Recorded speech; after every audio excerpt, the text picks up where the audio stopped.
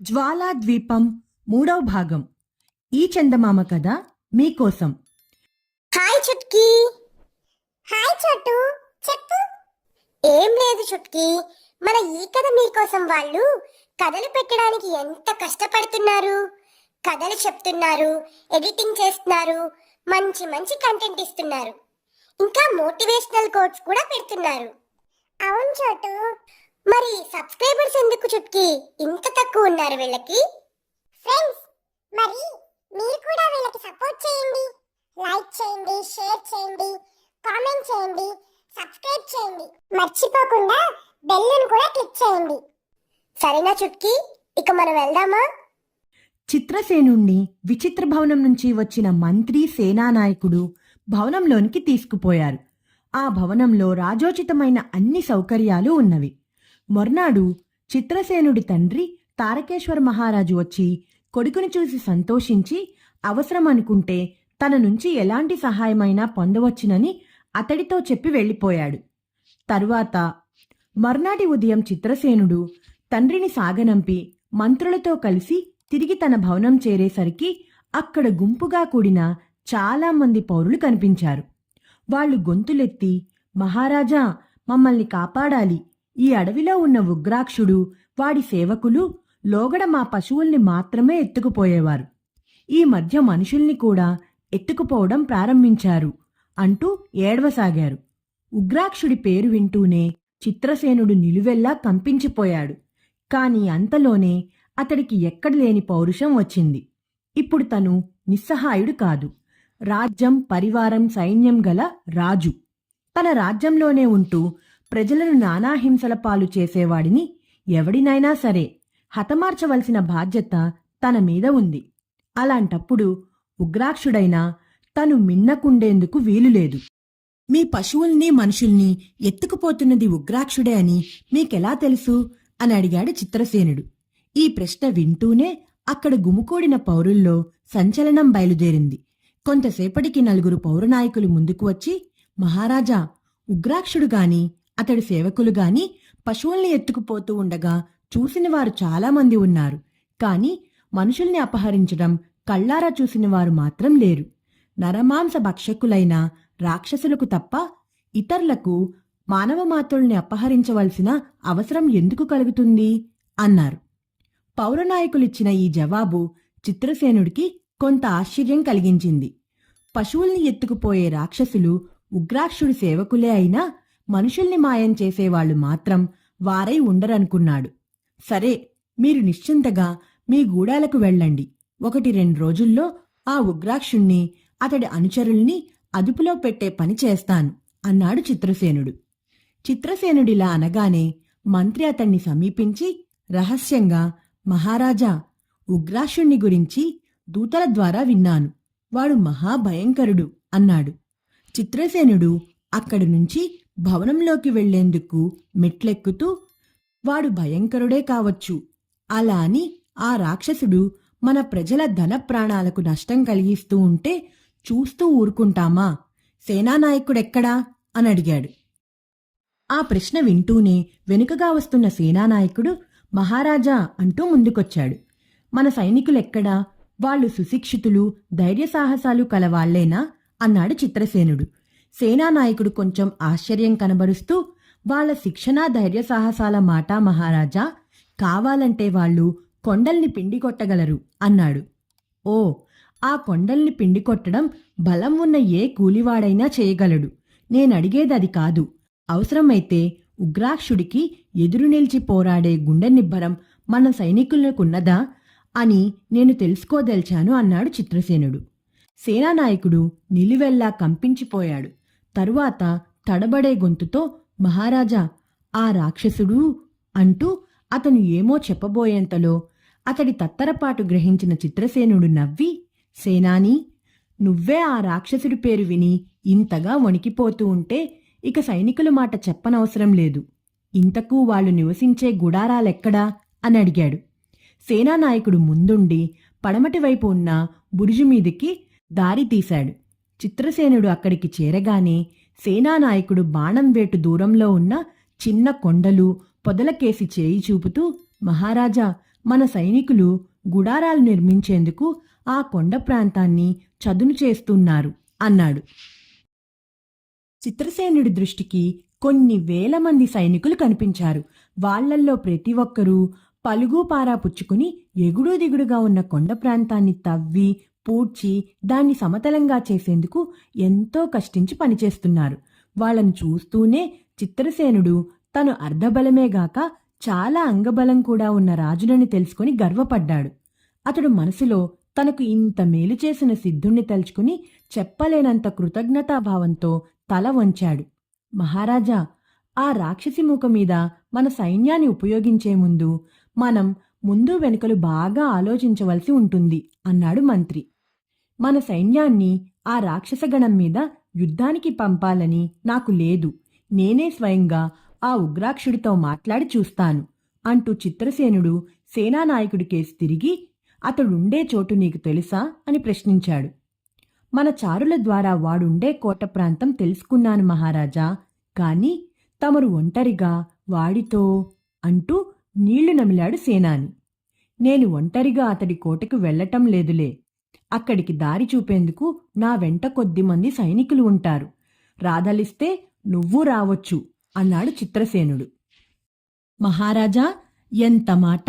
మీకోసం నేనే కాక ప్రతి ఒక్క సైనికుడు ప్రాణాలైనా ఒడ్డటానికి సిద్ధంగా ఉన్నాం అన్నాడు సేనానాయకుడు. ఆ తర్వాత కొద్దిసేపటికి చిత్రసేనుడు కొద్దిమంది సైనికులను సేనానాయకుణ్ణి వెంటబెట్టుకుని ఉగ్రాక్షుడి నివాసస్థానానికి బయలుదేరాడు. ఆ రాక్షసుడుంటున్న చోటు ఎరిగి ఉన్న చారులు కొందరు ముందు దారి చూపుతూ నడిచారు. సరిగా మిట్ట మధ్యాహ్నం వేళకు అందరూ అడవిలో చాలా దూరం నడిచి ఉగ్రాక్షుడుండే కొండ సమీపించారు. కొండ దిగువనున్న అడవిలో ఉగ్రాక్షుడి సేవకులైన కొందరు రాక్షసులు చిత్రసేనుణ్ణి, అతని వెంట ఉన్న పరివారాన్ని చూసి పట్టరాని ఆనందంతో పొట్టలు చెక్కలయ్యేలా నవ్వుతూ, ఆహా, ఈ నరమానవులు ఎంత బుద్ధిమంతులు! మనకు మన యజమానికి ఆహారం అయ్యేందుకు పని కట్టుకుని ఇంత దూరం నడిచివచ్చారు అన్నాడు. మీ నాయకుడికి నేను వస్తున్నట్లు చెప్పండి. నా పేరు చిత్రసేనుడు అని చిత్రసేనుడు ఆ రాక్షసులకు చెప్పాడు. ఈ మాటలు వింటూనే రాక్షసులు మరింత బిగ్గరగా నవ్వారు. నరమాంసం అంతా ఒకే రకం రుచి. నీ మాంసం ఎక్కువేమిటి? నీ దుస్తులు అవి చూస్తుంటే చాలా విలువైనవిలా కనబడుతున్నవి. నువ్వు కొంపదీసి రాజువా ఏం అని అడిగారు వాళ్ళు. అవును, రాజునే, చిత్రసేన మహారాజును. ఇంకా అధిక ప్రసంగం చేస్తే తాట ఒలుస్తాను. ఇక్కడికి 4-5 ఆమడల దూరంలో అడవి మధ్య ఉన్న మహాభవనం సంగతి మీకు తెలుసా అన్నాడు చిత్రసేనుడు కోపంగా. ఆ భవనం పేరు వింటూనే రాక్షసులు తత్తరబిత్తరపడుతూ, ప్రభో, మన్నించండి, మా నాయకుడు మిమ్మల్ని గురించి చెప్పాడు. మాకు ముందు ముందు కాబోయే మహానాయకుణ్ణి మీరే పంపుతారుట. రండి, దయచేయండి, మా నాయకుడు కోటలోనే ఉన్నాడు అంటూ చిత్రసేనుడికి, అతడి పరివారానికి అడుగులకు మడుగులొత్తుతూ ఉగ్రాక్షుడి కోటకేసి దారితీశారు. ఉగ్రాక్షుడు నివసించే కోట చాలా విచిత్రమైనది. అతడు అడవి మధ్య ఉన్న ఒక చిన్న కొండను తొలిపించి అందులోనే గదులు, ద్వారాలు, బురుజులు అన్నీ ఏర్పాటు చేయించుకున్నాడు. కోట చుట్టూ ఉన్న ఎత్తైన గోడ, దానిమీద 4 దిక్కులా ఉన్న పెద్ద బురుజులు, దాని ముఖద్వారం అంతా ఒకే రాతిలో మలచబడింది. యుద్ధం చేసి రాక్షసుడి కోటను పట్టదల్చిన మానవమాత్రుడెవడైనా ఉంటే అది సాధ్యమయ్యే పని కాదు. మరో రాక్షసుడైనా దాన్ని ఆక్రమించుకోవడం దుస్సాధ్యం. చిత్రసేనుడు ఈ వింత కోటను ఆశ్చర్యంగా చూస్తూ ముఖద్వారం దాటి లోపల ప్రవేశించగానే ఉగ్రాక్షుడి వికటాట్టహాసం వినబడింది. అతడు తన గృహం ముందున్న ఒక ఎత్తైన రాతి ఆసనం మీద కూర్చుని ఉన్నాడు. ఓ చిత్రసేనా, ఏడీ నువ్వు వాగ్దానం చేసిన నీ జ్యేష్ఠపుత్రుడు ఎక్కడా అంటూ ఉగ్రాక్షుడు అందర్నీ కలియచూశాడు. మొన్ననే గదా నేను నీకు వాగ్దానం చేసింది, అప్పుడే 18 ఏళ్ళు గడిచినాయని ఎలా అనుకున్నావు అన్నాడు చిత్రసేనుడు. చిత్రసేనుడి మాటలకు ఉగ్రాక్షుడు మరింత బిగ్గరగా నవ్వాడు. రాక్షసుడు మతిలో ఉన్నప్పుడే మానవజాతికి మహాభయంకరుడు. అలాంటప్పుడు మతిచెడి పిచ్చే ఎత్తటం జరిగితే మానవజాతే నశించిపోతుంది అన్నాడు ఉగ్రాక్షుడు. మానవజాతి సంగతేమో నాకు తెలియదు గాని ముఖ్యంగా నా రాజ్యంలోని మానవులు మాత్రం నశించిపోతున్నారు అన్నాడు చిత్రసేనుడు. నీ రాజ్యమా అంటూ ఉగ్రాక్షుడు ఆశ్చర్యపడి అంతలోనే చిరునవ్వు నవ్వుతూ, అవును, ఈ ఉగ్రాక్షుడి అడవి అంతా నీ రాజ్యమే. నర్మదా నదీ తీరాన ఉన్న ధవళగిరి రాజ్యం వైపు తప్ప తతిమా అన్ని దిక్కులు ఈ ఉగ్రాక్షుడి అడవి ఎటు చూసినా 100 ఆమడలు అన్నాడు. ఈ అడవి మధ్య ఉన్న గ్రామాల్లో గూడాల్లో ఉన్న ప్రజలను నీ అనుచరులు అపహరిస్తున్నారు, పశువులను ఎత్తుకుపోతున్నారు. ఇది నువ్వు చేసిన వాగ్దానానికి విరుద్ధం. నన్ను హాయిగా ఈ ప్రాంతాన్ని పాలిస్తూ ఉండనిచ్చేందుకు అంగీకరించావు గదా అన్నాడు చిత్రసేనుడు. చిత్రసేనుడు మాటలు వింటూనే ఉగ్రాక్షుడు వెలవెలపోయాడు. ఏదో మాట్లాడబోయి అంతలోనే ఆగి తనకెదురుగా ఉన్న పెద్ద బండరాళ్లకేసి చేయి చూపుతూ, అందరూ ఆ పీఠాల మీద సుఖంగా కూర్చోండి అని చిత్రసేనుడికేసి చూస్తూ, చిత్రసేన, నువ్వు పొరబడ్డావు. నీ ఈ అడవి రాజ్యంలో జరిగే మానవ అపహరణకు బాధ్యులు నా అనుచరులు కాదు అన్నాడు.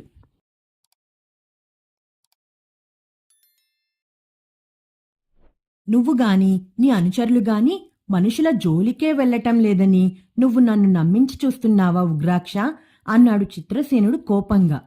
నా అనుచరులు అసలు మానవుల్ని తాకటం లేదని నేను చెప్పటం లేదు.